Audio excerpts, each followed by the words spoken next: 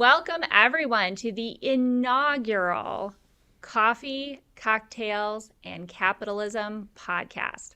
I'm Morgan Reynolds, owner of Beyond the Trend, and I am really excited to get to know our guest here a little bit more today. He is already a good friend, a neighbor here in downtown Vero Beach, where we are filming from.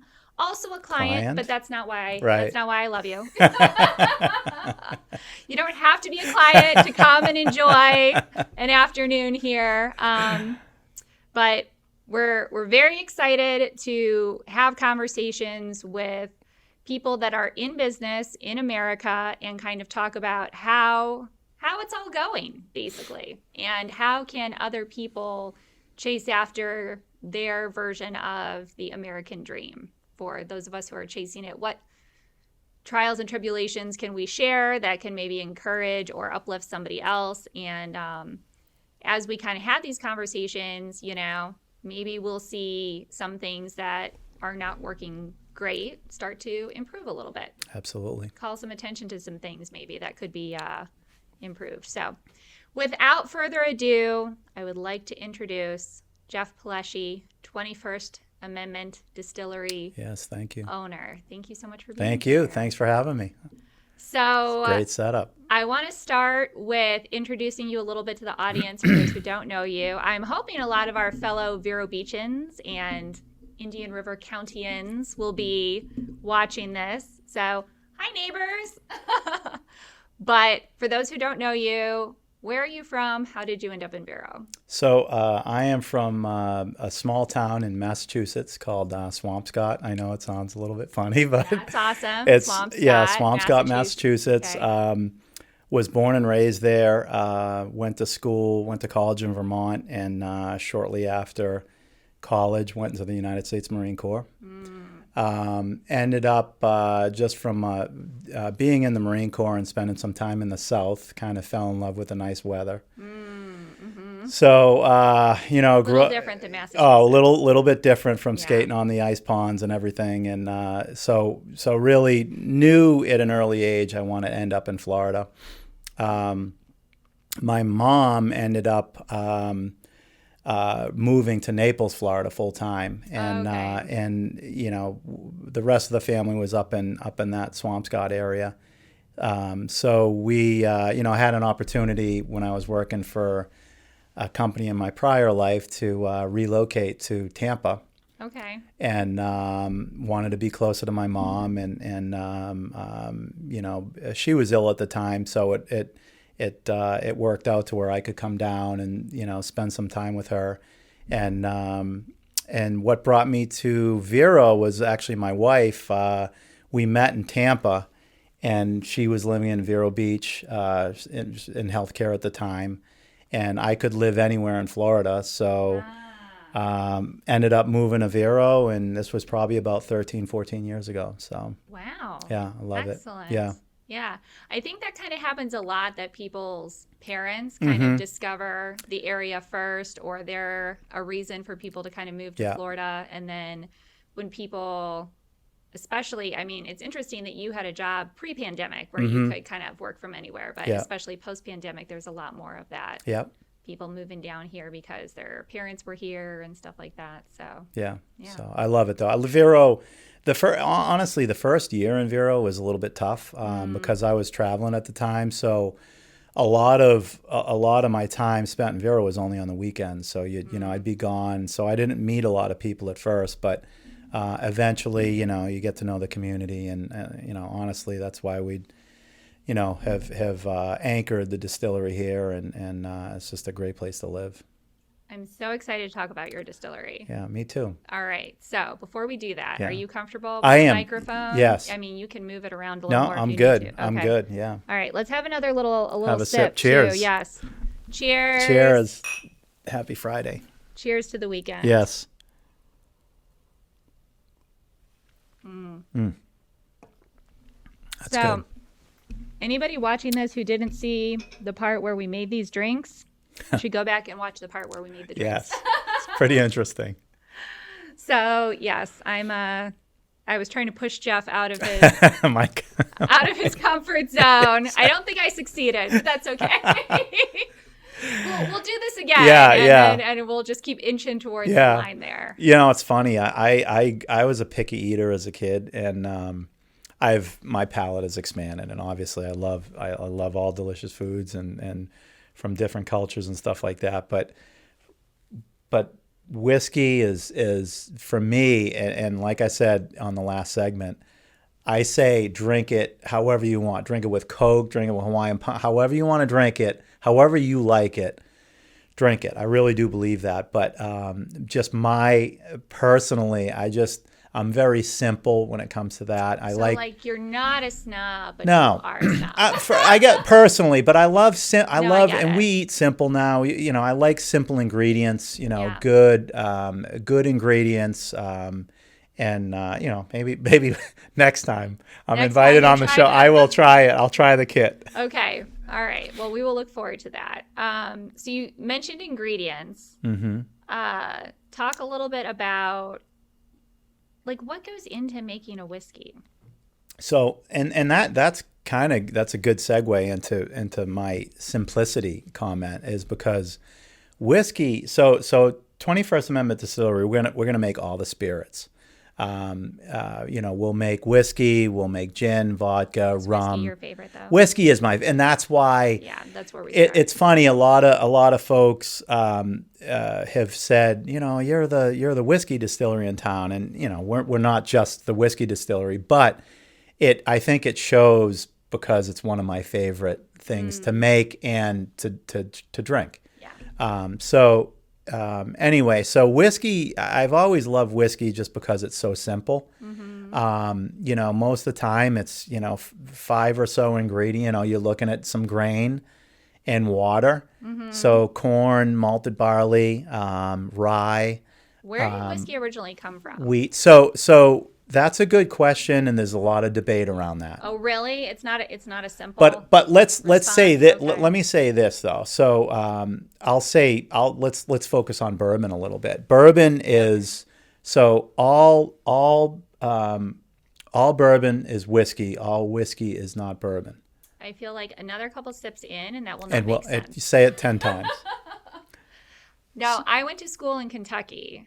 So down there, in my Kentucky affiliation, we believe that we invented bourbon, and all bourbon must come from Bourbon County, Kentucky. You know what? A lot of people still think that. Okay. Are you here to dispel that legend? Very wrong. And I'm sorry. I'm really sorry. I hope no one from Transy is watching to my Kentucky, deeply apologize. To my Kentucky friends, I have to disown you or them, one or the other. I have a lot of respect for Kentucky. That's where really I built kind of my love. I visited Kentucky so many times, and the Kentucky Trail, and there's so many great distilleries there. And Kentucky has done well. First of all, so they are the fathers. They are the fathers of bourbon. I mean, bourbon was you know, there's some things about who the father of bourbon was, but no doubt that Kentucky started this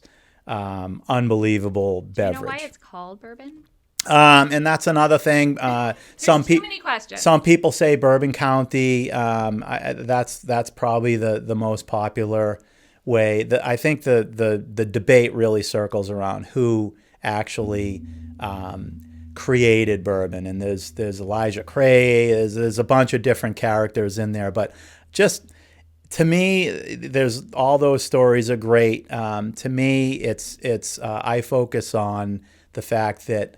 I'm sorry, it's not just Kentucky, but it's anywhere in the United States. So it has to be created in the United States. Okay. So any state. So bourbon has to be made in the U.S., but whiskey can be made globally. Yeah. So whiskey. It's funny. So Scotch. Mm-hmm. So bourbon has to be American. And what I love about bourbon is there aren't many things anymore that are made in America, right? I mean, you gotta really search. We are low on the manufacturing. You have to search. Scale, yeah. So my part of my love was, look, this is America's beverage. Mm-hmm. So it's great. I know, the whole Kentucky thing, but it really is America's beverage. And to me, that was special because, it's ours. Whereas Scotland has Scotch, Irish whiskey to Ireland. You got Canadian whiskey. So everybody's got their special beverage. Mexico, tequila. So it's bourbon is ours. Bourbon is America. I love it. Yep. Yes. Let's talk a little bit about the distillery itself. Before we talk about that, do we want to talk about anything else? Like, do you want to talk a little bit more about, like, the company you used to work for, how you got to kind of this place, or jump right into kind of like building the... We can, so when I was, I tell this story a couple times, but what happened was I was in the Marine Corps, and Thank you for your service. By the way. Thank you for being American. You're welcome. I didn't have a ton of choice in the matter, but I'm glad. It's a good thing. Very glad. Or to thank be you here. for being a patriot. Thank you. Yeah. Yes. So also for those watching at home, my husband was in the Army for 8 years. Yes. So that's another thing we kind of bonded over is that Jeff is a great supporter of veterans in our community. Do you want to give a shout out to I them? will, and we are, and I guess we'll get into this a little bit, but the distillery will definitely is pro-veteran. We're going to do some special things over there for veterans, bring some recognition to local veterans as well as veterans out of town. And really raise money for veterans that are in need of services. So excellent. So you are a friend of the Indian River County? The Indian River County Veterans Council, serving on their board of directors as treasurer, and it's a great organization. I guess a little plug. We don't take any funds from state or federal government, so it's funded as a privately funded organization, which I didn't realize. Yeah. I knew about that organization, but I didn't realize till I went to your event the other night that it was privately funded. So it's even more important for people to be able to, think get about involved. them when they're thinking about ways that they can kind of give back. Yeah. So the red tape is very minimal. There are several ways in which we help veterans, and when it's private, we can really help veterans the way they need help. So it's awesome. That's wonderful. So we in the Marine Corps. I was out in 29 Palms, and to make a long story short, there were 2 lines. You get done with training in the desert and doing that sort of thing, and they really would fun stuff. Actually, a lot of it was fun, but they'd bring you back to this big tent, and a bunch of Marines in there, and at the end of the day, you could there was this one really long line, and you basically get in line with your buddies, and it was the beer line. You were allowed 2 beers, so you'd get in there. You'd get your 2 beers, and just because there were so many people, so many Marines, you'd just walk back, and by the time you were to the front, you drank your beers. So it wasn't relaxing at all. You're on your feet all day, and so at one point, I looked across the tent, big tent area, and there's a really small line way across the other side of the tent. And, looking over there, I wanted to see what was going on. And so I had them hold my spot, and I walked over, and like 8 Marines deep, and there were milk crates people were sitting on, putting their feet up and looked all comfortable. And they had these cocktails. A secret lounge? So it wasn't, but they were serving two beverages. One was Jim Beam. Bourbon, which is a bourbon, and Jack Daniel's whiskey. So 2 whiskeys, only 1 bourbon, but 2 very well-known whiskeys.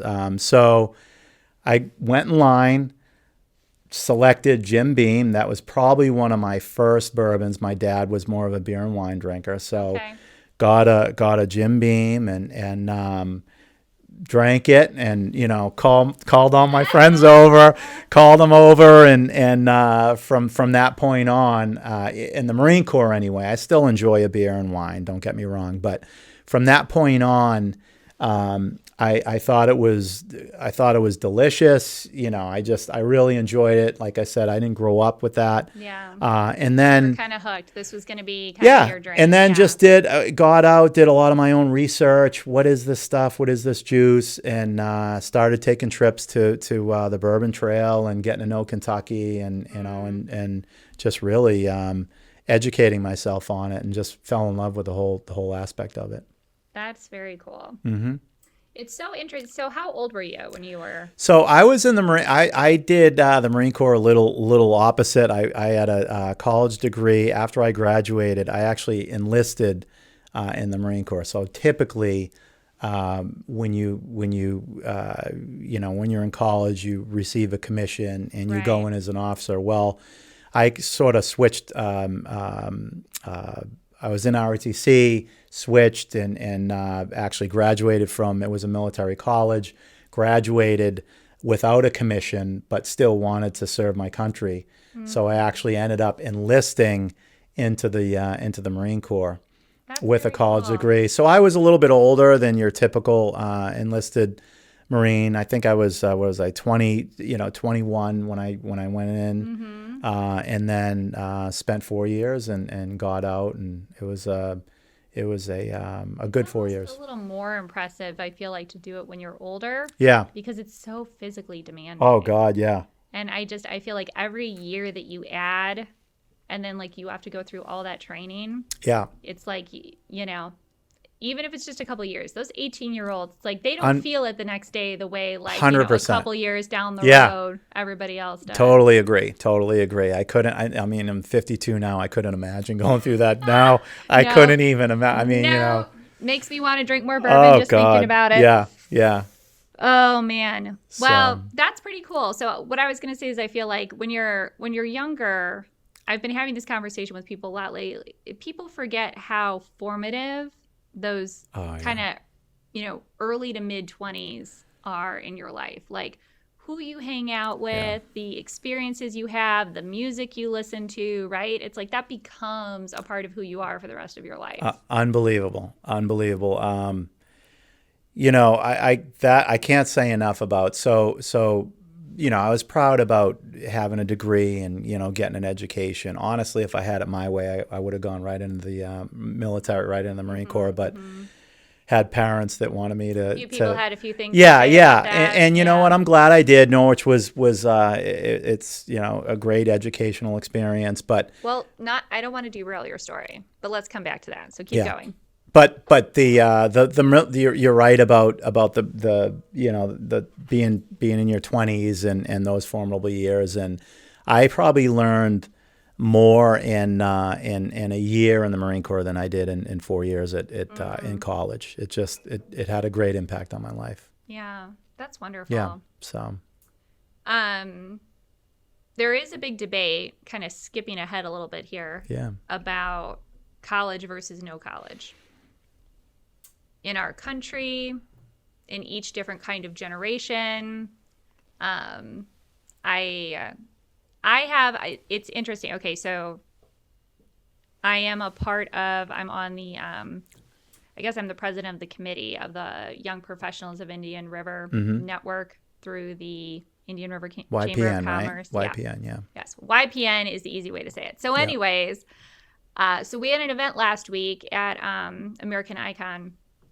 And it was a beautiful night out, and we had probably about 30 or so people come out, and it's 18 through 40-year-olds. And again, people kept saying, man, it's so nice to just like meet other young people. It's so nice to be around other young people. Like, oh man, I really miss this. It's so hard to meet young people, make friends, etc. And now that I forget that is the case, because now that I've been here for a while, I feel like, I've kind of got my friend group. I've met friends at church. I met friends through business. I've been in YPN for over a year now. So I feel like I have a nice little network. So to me, it's funny that other people like, oh my gosh, there's other people my age in this town, because Vero is traditionally a snowbird community. It's maybe a little harder to find those young Yeah. people. So all these young people, I have the, I guess, experience of a lot of the people who work for me are younger. But this conversation keeps cropping up, like, is college worth it? College or no college? Do you... And one of the big arguments for not doing college that I've heard is, you know, oh, well, why should I go into debt or whatever when I could just, the job market is good, I could hop in and keep working. But you went to school, you had a good experience. Like, real quick, Rick, what are your listen, so I think these, you know, this is just my personal opinion, but I think some of these schools where it's, you know, it's, you know, some of these private schools that are, you know, $80K a year or some, whatever it is really now. high. I mean, it just keeps creeping up. But I'll say this: I don't think school's for everybody. I think you can be successful without college. I think it's great. It's great to have an education. For me, college was great to mature away from home and to get some of that living on your own. Traditionally, that I think is one of the biggest pros. Is it's kind of that stepping stone between living at your parents' house to choosing your friends, meeting new friends, meeting new people. You know, when you grow up in a small town, sometimes you don't get a lot of that variety. Right. So it's nice to meet, you know, people from all different walks of life. But so I think it's still personal preference. I think though that this country, and I feel strongly about this, and we should take, our children should take a good look at the trades now. We've lost a lot of that. I think some of it's coming back. And by the way, I'll give the distillery a little plug. When we open, we will do a co-op or internship, rather, however you want to call it, with IRSC. Oh, cool. So a distiller is a great job. You know, there's distillers start at a good salary. They can make a good living doing that. It's you can do very well at that. There aren't many out there. It's still distilleries are still a very young industry, so to speak. So we will do a internship with them, either 1 or 2 a year, just to be able to have somebody learn a trade. But I'm That's really cool. And I think the military. I think you know, the military now, they changed the rules with the GI Bill, so Not sponsored, right, but it could be. right. So the military, you know, it's you know, you can get your GI, you can get educated there, get education. You can use the GI Bill. You know, it used to be there were certain rules, but now it's basically you can use it for any type of education and whatnot. That's what my husband did. Yeah. Yeah, So he I didn't think go to school first, it's not for everybody, and I would say to the young kids, if anybody's watching this, that's, you know, a youngster is youngsters. Yeah, that then have a little like boomer moment. Yeah, there. look at all the other options, you know, and you can, you know, the trades, they can make a lot of money right now because no one is trained to do that type of work. Right. Even like, you know, some of the ones that have been around forever, right? Like electrician, you know, HVAC, heating and air conditioning type of stuff or whatever.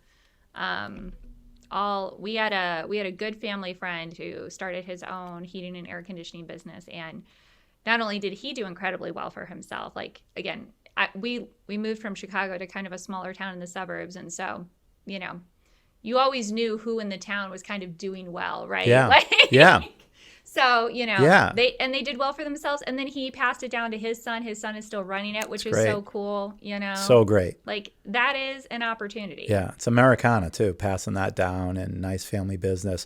You know, the distillery, this project, you know, this construction project, it is, you know, I'm getting a firsthand look at some of these trades that are, you know, AC and plumbing and electrical and all of these things. They believe me, they're doing pretty well. They're doing. Take a look at my bank account. Yeah, they are doing great. They're doing well. So. So that's a good segue. Yeah. Or as some of the younger generations say, Segu. Segu. I haven't heard that one. Yes. So let's go into talking about the building itself, because my business, marketing, the building doesn't matter so much, right? Like, have Wi-Fi, we'll travel, right? Like, take the laptop and go. What you're trying to do, you need a very kind of specialized environment, equipment, all the things. Yeah. So tell us a little bit about Yeah, we had a building. The business plan changed a little bit in midstream, and you have to pivot a little sometimes. But as it does. My idea was I wanted to own a building. I wanted to. That was primary. One of the I guess it is one of the problems with Vero, but it's actually a good thing, is that Vero has a very compact downtown. So there aren't when I had my vision of this distillery, I had a vision that involved like a big warehouse, tall ceilings. You can do it other ways. It's just the way I had my vision had it going a certain way. Yeah. I actually almost bought a building northwest of town. I bailed on that because the current building on 13th Avenue came available, and I jumped all over that. So tall ceilings, old building, warehouse style. It sort of fit what I was looking for. Yeah. And that criteria is very rare in Vero. The building's close to 100 years old. Wow. Parking was huge, so we have our own parking lot, and there were a lot of things like that. But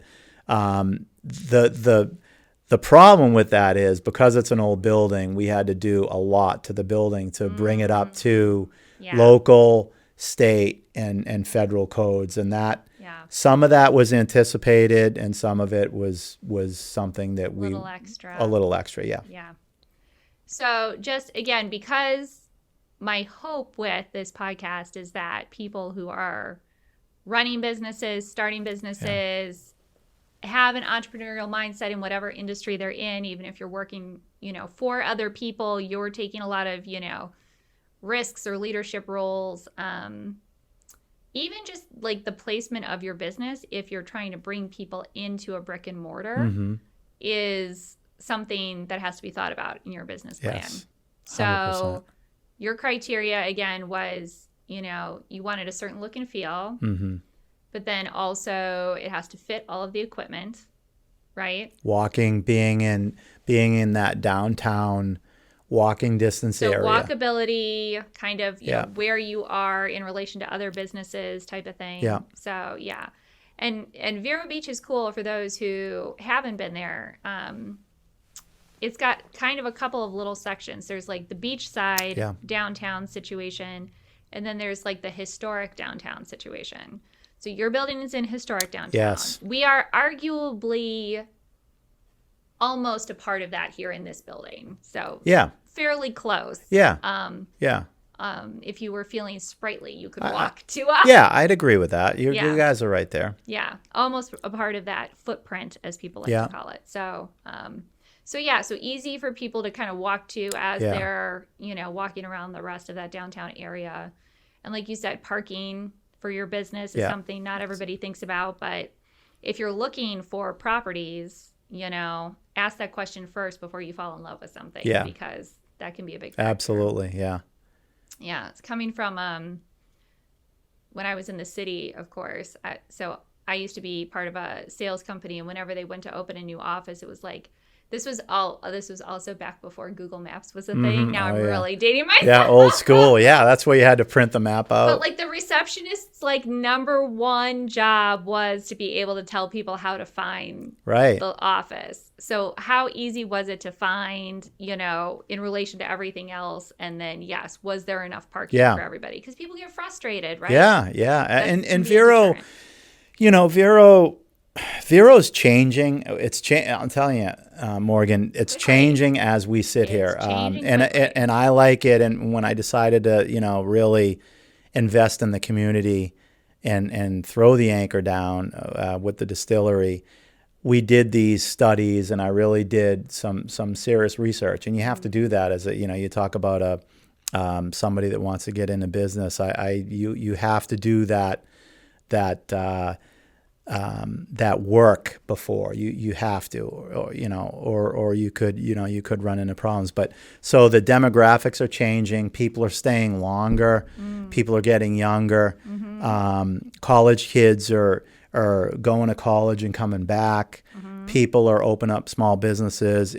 Vero is exciting right now. It really is exciting. Yeah. When you look at how many businesses have opened during and since COVID, like in the last 3 to 4 years, it's so crazy. It is. Yeah. It is. Because I've been here since we moved into this building in 2017. Okay.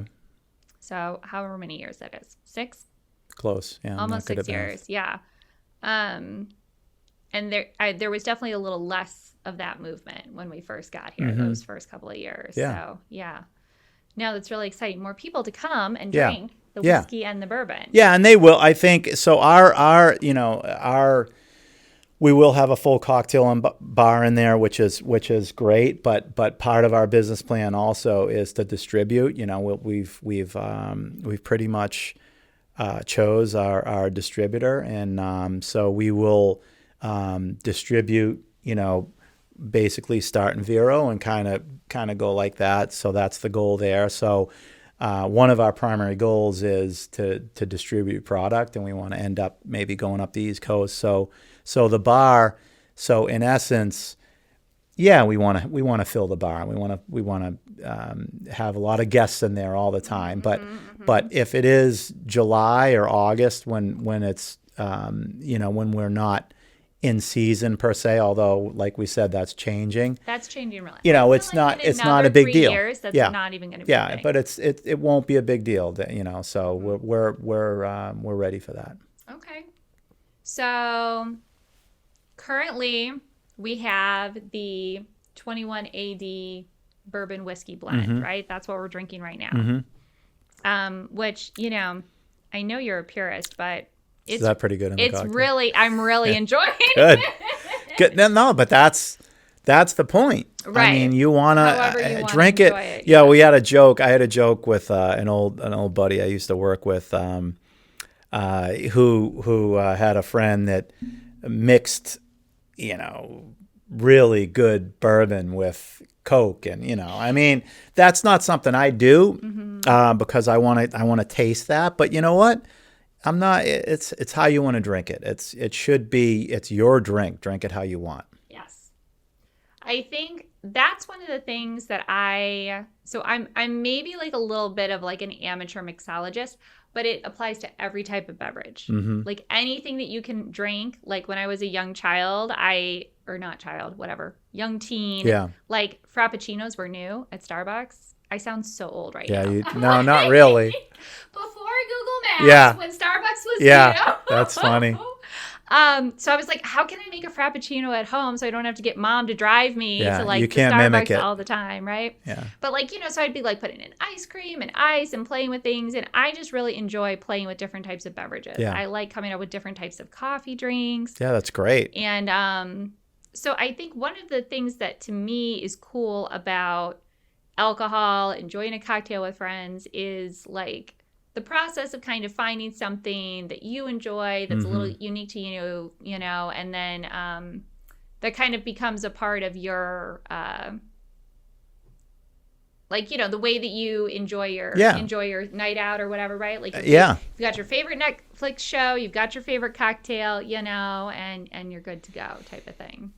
I agree, and we're gonna experiment with not only with cocktails. We'll come up with our own little concoctions at the bar, but we are going to be very exploratory with our spirits in the back in the production area. So we're not going to settle on just the usuals, but we're going to do some cellos and some interesting cellos with some local citrus, but also maybe some jalapeno, just things like that. Maybe a hibiscus vodka, That would be cool. thing, so just for those that don't know, Vero Beach is the hibiscus, Hibiscus City, yeah. That's a thing. right. So, So we're starting we're starting from the, we're gonna walk and then run. But once we get running, there's not gonna be able to stop us. So it's so exciting. Yeah. And that just, again, is another, when you're starting a business, it's okay to walk first. yes. I think sometimes people feel like they have to have everything together and they have to like hit the ground running and, do it all at once. It's okay to start with one or two services or products or whatever it is. And like just get really great at that, Right. and get your customers loyalty that way, and then you can build from there, and that's okay. Totally agree. Do you need a refill, my friend? Pause. Sagoo for the Sagoo. refill. We can sort of do like a working. I don't know how your audio is going to be, but we'll make it work. Editors, I'm sorry, Do you but need a little splash? Are you good? I mean, you could top me off. A little splash, yeah. It's Friday, I right? Thank you. You're welcome. All right. All right. Any emails sent after this podcast, I'm Right, forget not about it, responsible for. Yeah. So, Speaking of random drinks and things, I would love to try these with you. So I went on a little gin kick this summer. I decided I was going to try gin. Yeah, I was going to get into it, see what it was all about. I know it's all marketing, but I really like the Botanist gin. gin is, I don't want to say it's making it's definitely, it's here. Well, Gin has made a comeback. not to give marketing all the credit, just because I'm in marketing, but Ryan Reynolds and Aviator Gin made a big splash. Yes. And that really kind of, for a newer generation, made gin something, people were interested in it. I think, marketing, to me, marketing is important, but the story is important. Right. So people want to know your story. They want to know the background. And in my opinion, without that, it's you're sort of, you're swimming upstream. Well, marketing is always better when it comes from a genuine place. Yeah. Like, can you market a bad product and wrap it up in some type of little bow? Yes. Sure, but eventually, they're not going to keep coming back. Exactly. So if you have a true story to tell, the marketing is just a way to kind of get that story out there. So Agreed. I do think that, Ryan Reynolds just has a personality that people like. Yes. And he slapped it on a bottle of alcohol, and it was beautiful. It worked. And I think it's cool that now, there's all these really cool like gin drinks and stuff like that.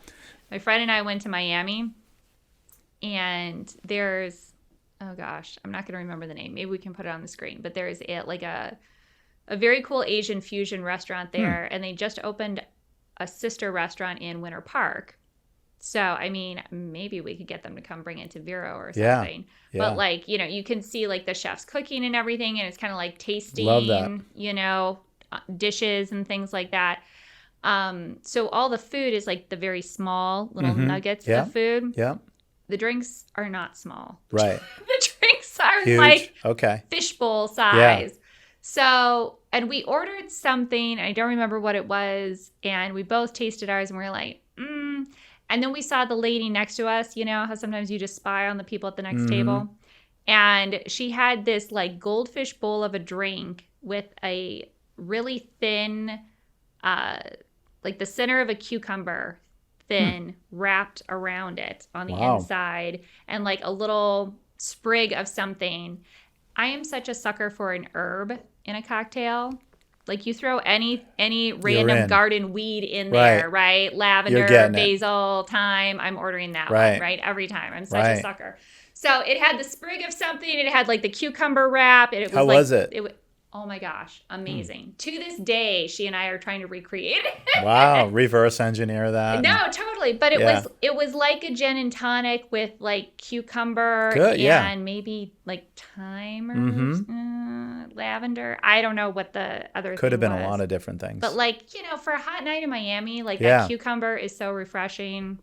It was delicious. There you go. Anyways, yes. Whatever restaurant that is, that would be great. But what were we talking about? A lot. Gin, marketing. Gin, yeah. Telling the story. Okay, Yeah. so tell us, you haven't even told the story of why 21 AD. So, you know, that was, you know, looking at, thinking about names and stuff like that. I mean, that's when you think about your brand, branding is very important, as you know. I mean, I don't have to tell you that, but when you're looking at all that, it's almost like all these things come together: your beliefs, your past, the logo. It's like everything has to sort of gel that way. And for me, when it's authentically you, yeah, it just does better. You can speak of that and passionately. I think so much more people organic. are smart. People are smart. Mm-hmm. Like if you're sort of half-assing it, and the brand, and you're not behind it, people are smart and they see through that. So for me, the 21st Amendment, it's the amendment that overturned the 18th Amendment, prohibition. Without getting too technical, it's the only amendment the 18th Amendment is the only amendment that's been overturned. And what I really like about that whole situation is that we're pretty divided right now. You know, the country is very divided for several reasons, you know, but a lot of it is I think is trumped up by the media and stuff like that. But I mean, very, very divided. Yes. And, you know, most Americans, though, when you sit down. Politics is an industry in America. Yeah. It makes a lot of money. Yeah. It's rough. It's rough out there right now. The funny thing is, most of the time, and this is where this comes into play, but most of the time when you sit down like this and you have a cocktail or whatever, most of those differences, they're not differences. They can be worked out. So one thing about the 21st Amendment that I loved is, and looking at that and studying that, was it's a time in America when both sides sat down and they were like, "Are you shitting me?" They told us for 13 years, the government. Okay, so the American people are different from our government. I mean, the American people are, for the most part, fantastic, and we are an amazing country. Mm-hmm. Okay, the government, whatever. I mean, forget about them for a second. But power corrupts. That's the bottom line. Big right? time. Yes. The American people, you know, the 99.9% of the people are amazing. So I looked at that, and these two sides got together, said, "Hell no, this is bull. We're gonna basically block this." They got together, made a bill. It wasn't easy. Right. There were a lot of people against them, you know, Yeah. and so they formed an alliance and passed the 21st Amendment. And it's amazing that they got that done over this beverage that people can drink, you know, an adult beverage. People have the right to do that. So to me, that hit home. I just really, I think it was an amazing point in history, and that's why I named the company that. That is such a cool story. The first time you told me that really resonated with me too. That it was something unifying. Yeah. I love things that are unifying. Yeah. Like I come from a background of kind of doing some like community building stuff, and so I love to find what's our common ground. Yes. You know, what humans are so much more alike than they are different at the end of the day. 100%. And right? the 21st, the distillery.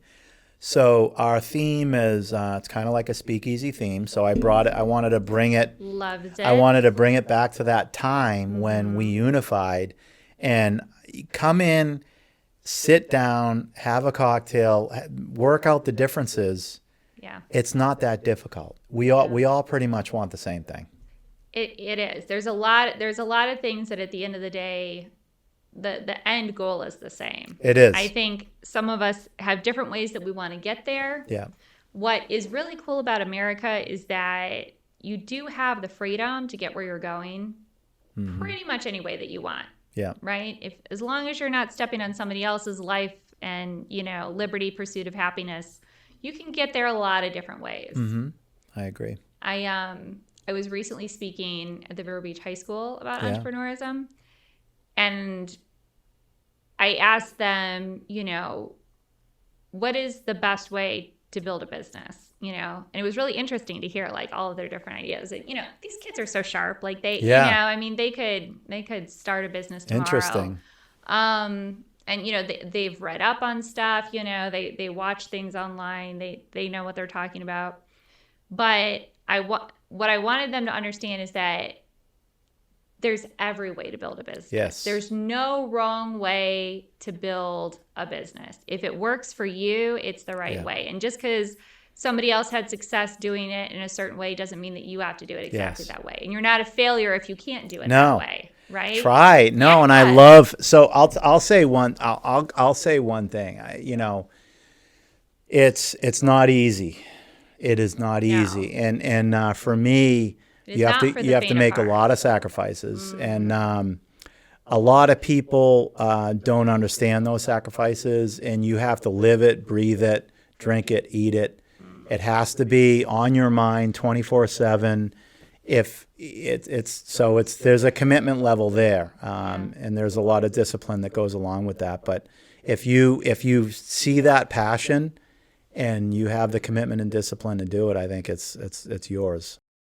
Especially now, though, where you have, this. I think it's a softer. I think in some aspects, it's a little bit of a softer work environment. People working from home, and so I think now, if you're an entrepreneur and you want to start a business, it's kind of like reverse back to like the 1920s. It's sort of like you can really go out and just dominate. Yeah. I really think that, like, for a young person that's listening, I think you can, because a lot of people they're not doing that. They just choose to do other things after the pandemic and stuff like that. But I think you can, if you really set your heart on it, you can dominate.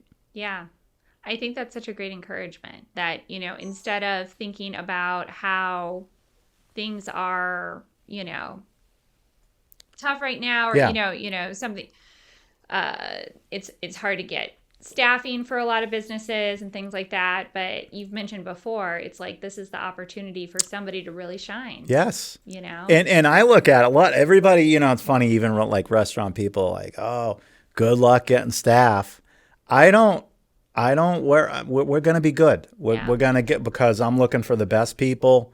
We're actually going to give everybody, every team member is going to have buy-in. They'll have a buy-in. They'll be able to share in profits and profit sharing. Oh, that's cool. Everyone that works there will have profit sharing opportunity. Is that not to make that comparison, but is that a little bit like how Publix operates? I think they might. They might. Kind of like owner operated. Are you? Is the Publix thing going to pop up? Like not sponsored, but could be. All right, so this is a good segue, as they say, to segue. You were talking about people having buy-in and shared to the company. You also have another way that people can be invested. I do. Yes. I do. So shameless plug. Yeah, thank you. So we've had to raise a lot of money with this has been a large project. How many years have you been working on It's been, we launched the company back during COVID, so it was like which is very brave in and of itself. Yeah, so we launched it during COVID, and then we actually took the building over. We've been in the building now for about 14 or 15 months. Okay. So we've been we demoed the building. I demoed it with my nephew. We demoed it and then brought the GC in. So what's it's a GC for those a who general contractor? Who's he's been terrific. I couldn't ask for better GC in Bill Bryant and Associates. So that's what you need to run like a construction project. oh yeah, Yeah. yeah. So this guy Robert Pa is not only is he just a little plug, he's a good friend, but unbelievably organized GC. So I'll say that. So he's been very helpful. So all of these things, going on, it's very tough to manage. So like when people say that it's a labor of love for your particular what you're doing, that's an understatement. Yes. I feel like. And I've never worked. I tell Jen, I tell my wife Jen this all the time. I've never worked so hard in my life, but I've never been happier. So I am like, if absolutely have worked the hardest I can ever even, you lay awake at night, you're thinking about this, you're thinking about that. I carry a notepad around, you're constantly thinking about ways to either improve the business or get ready or prepare. Yeah, absolutely. And my dream is to make this a successful business in Vero, but also to employ a team and have a team like basically an extended family, and that's really what I think. I think it's going to be an extended family, and I want to have people that work there, and I'm working beside them. Not it's more of a side by side thing that it is above them. Yeah, I really do think that. Now, I think that's one of the great opportunities about starting a business. Like when I first went off on my own, I was still in Chicago at the time. And my motto for my business was build business and create careers. Yes. Because if I, as a marketing person, am able to help promote businesses, then not only are we building up that business, but you are creating careers for the people that work there. And that's the opportunity. Yeah. And I want the best. A lot of people are afraid. A lot of leaders that I've seen are afraid of getting the best because I think I don't know whether it's that they feel threatened or whatever it is. Okay. Yep. That's a conversation people have. Yeah. I want people better than me. And I honestly, I think I've already hired some people that I have a lot of confidence in, that I have a lot of faith in. So, I think if you surround yourself with people that can really thrive, I think that's going to be a successful business. Yeah. And I think it's okay to embrace a little bit of that competitiveness, right? Yes. Like sure it's a fine line, and kind of depending on who you're working around, whether that's external competition or if there feels like there's a little internal competition, you need to kind of maybe manage that a little bit. But that's how we get better. Yes. We would not have half of the things that we have in America if somebody wasn't like, we could do better. Yeah. Or I want to do better than that guy, or I want to do better than my parents. That's a form of competition too. And the capitalism, right? that's the capitalism. That is the capitalism. We are the most, there's so much philanthropy in this, but by the way, in this town, in this county, in this country, but perfect. Thank you for saying that, because I was just in Nicaragua, last week. Oh yeah. We were picking out our, touring the factory. Can you say? For our it's Blanco cigars. So they're a fantastic cigar maker located in Nicaragua. But we were picking out our tobacco that we're gonna have our own blended cigar. That is so. It was beautiful. That is so cool. The Blanco, they're a fantastic cigar company, but Nicaragua is a socialist country. It's very it's rough. Things are rough there. The average person makes $30 to $35 a month. So the capitalism thing, we are so giving in this country. So it's meaning we give money away. Not the government, the people. The people. Okay. The people. Yes. The government, no. The government gives away a little bit. Too. But at the people, the people give so much more away than the government. I mean, we take care of our own. Yeah. And I think that most of those socialist, communist countries, the people aren't in a position to give back. Correct. They're just not. Right. So, good segue into your capitalism thing. I just think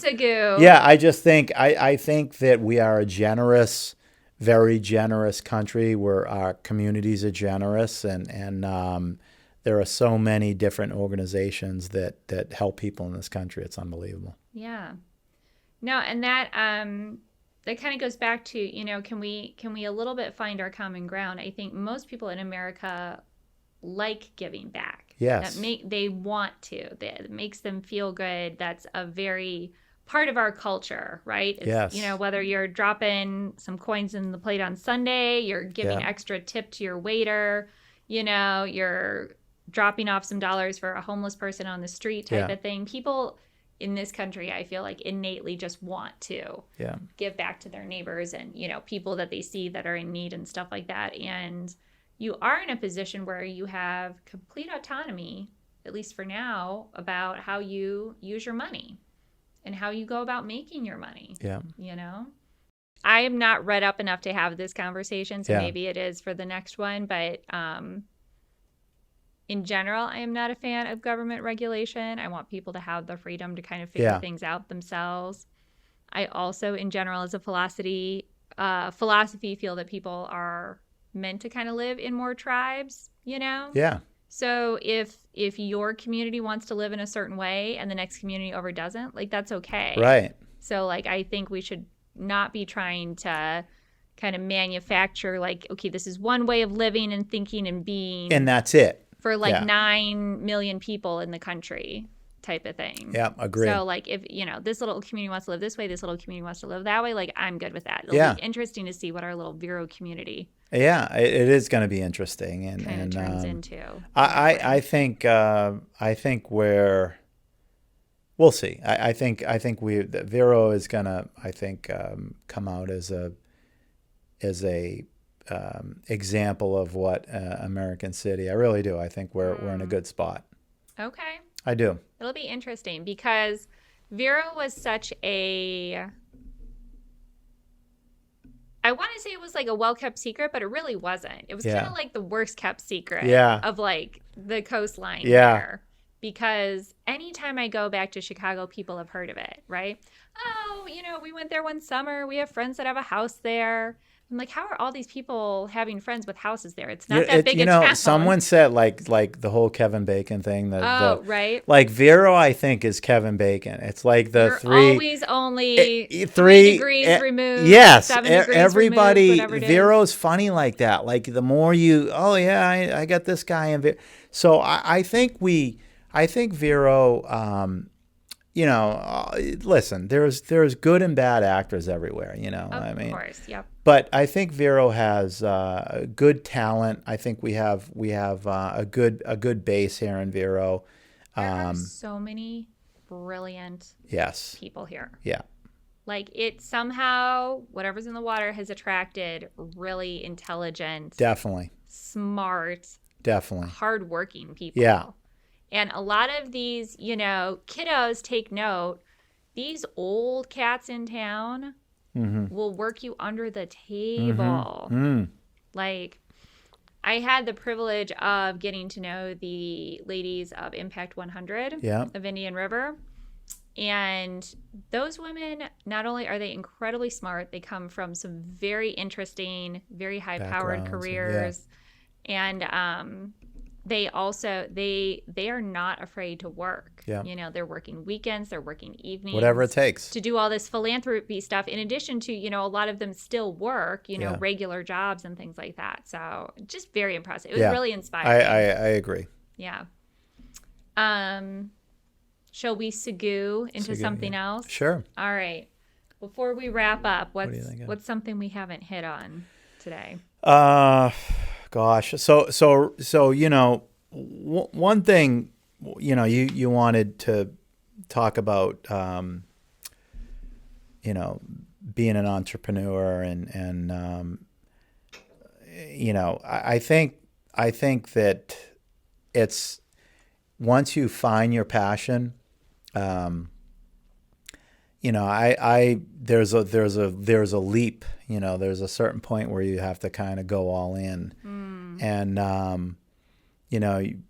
after doing your homework and you just have to, you have to really believe in yourself and continue on and sort of not take no for an answer in a way. You have to just, you know how that is. Yeah. And just find a way through the cracks or over the mountain or whatever it is. But there's going to be countless obstacles. Yeah. Countless. And something one of my really good friends and I say to each other all the time is just because it's hard doesn't mean you're doing it wrong. Right. Some things in life are hard. Yeah. And they just are, and that's okay. And like you said, you kind of have to keep just climbing the mountain. And it's okay to fail. Mm-hmm.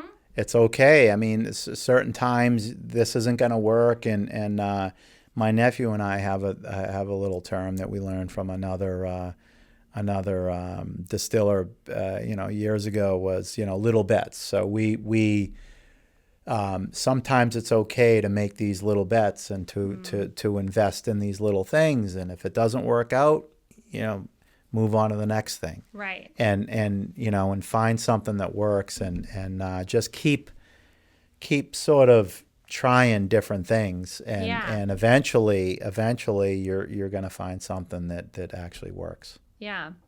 People love to drag out that old story about Thomas Edison and the light bulb, a million different light bulbs. And Kentucky, the Kentucky Fried Chicken guy, the recipe. Mm-hmm.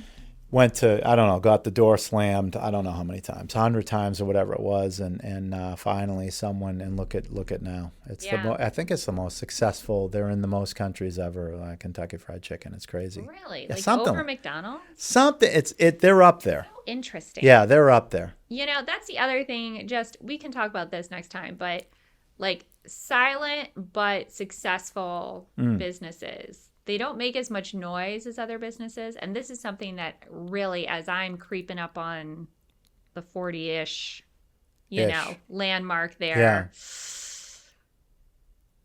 Sometimes, depending on what your priorities are, success can look different, Mm-hmm. And if you are getting to a place in life where it's less about being super well known, but you just want to be financially stable, that's a different business model, and there are tons of businesses that are doing that. Maybe you have this passion project that you just have to see through before you die type of thing, and that's okay too. But also, if it's something that's a little less sexy, shall we say? But it pays the bills, it provides for your family, it gives you some comfort. Explore those roles too, in addition to kind of that manufacturing thing that it's whatever. There's so much. I think honestly, there's still so much opportunity. I think back to our conversation, a lot of things are going. The other day I was at a CVS getting batteries, and there wasn't a person. It was all checkout, automated checkout, and whatever. I mean, I prefer to have a person there. It's a job, but by the way, the two machines were not working. So anyway, but I think that as we move forward, I think a lot of the jobs that we thought, robots or jobs that could be done electronically, I think we're gonna have a second thought about some of those things. I think humans and need that human interaction and like that experience, and COVID's changed that a little bit, but hopefully we kind of bounce back as a society, and because we need each other. Yeah. We need each other desperately, and we can't. A robot or a machine isn't going to do that. It's not. It's so true. Yeah. I think that's a wonderful place to put a pin in it for next time. Yeah, love it. We need each other. Yes. I am glad that I have you as a friend. Yes, and I'm glad I have you as a friend and a marketing professional, and I'm looking forward to doing this again sometime. But to us, Do you want to tease anything that's kind of coming out next type of thing? Are we far enough along? We're pushing hard. Okay. Construction's going Stay quick. tuned. Yeah, quickly, and we're gonna do several soft openings. We're gonna do an opening for first responders. So good. We're going to do an opening for anybody that's involved in the project. So marketing folks, GC, plumbing, electric, whatever. We're going to do a grand opening for friends and family. So there's going to be all these separate kind of things before the big opening. And I'm really looking forward to that because it's like a kind of a thank you to everybody that's sort of been there. So that's so cool. Yeah. The last thing we got derailed, but the investment program. Oh, I'm sorry. So the barrel investment program. So, lots of funds had to be raised for this project. And one of my ideas was to pre-sell barrels, whiskey barrels. So the idea is, you invest a certain amount of money per barrel into the company. When we open, we fill that barrel. We sit on it for a 6-year period. It's growing annually. There's a 10 to 13% growth per year in that. So there are some nice there are some nice numbers there that kind of add up. So it's literally like a different something you can put in your investment portfolio. It is. Mm-hmm. It's a different. The market right now. I don't know if you've checked your stuff recently, but things aren't going well. I just stay away. Yeah, I just don't love. Yeah, this is and we've done it all, by the way, by word of mouth. So this isn't something that we've broadcasted, but we've sold a significant amount of barrels, and it's growing. The bourbon industry is growing. The whiskey industry is growing. It's an asset. So it's something you can touch, feel, and taste, by the way. Right. So we sit on the barrel, and in 6 years there are a couple things you can execute once that 6 years happens, and it's a pretty solid investment. So the Bourbon Barrel Investment Club. Yeah.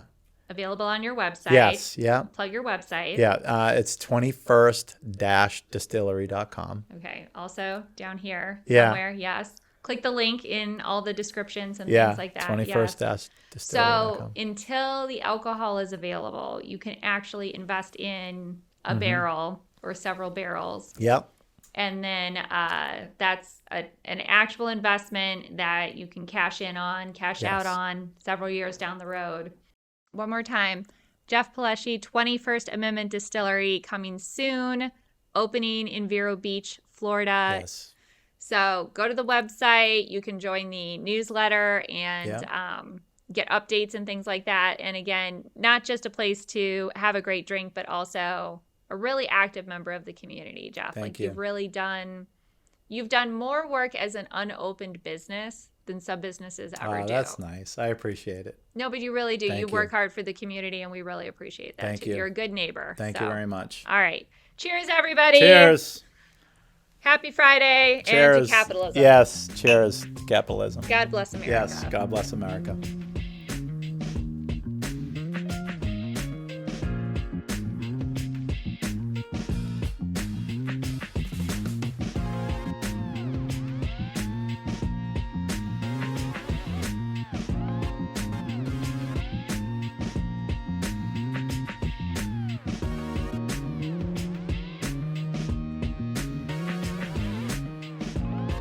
Next thing I know, I'm turning around and I'm hearing gunfire coming closer and closer and closer. Oh, my gosh. And all of a sudden, these cars are coming by me, whizzing by me, and the shots are going over me.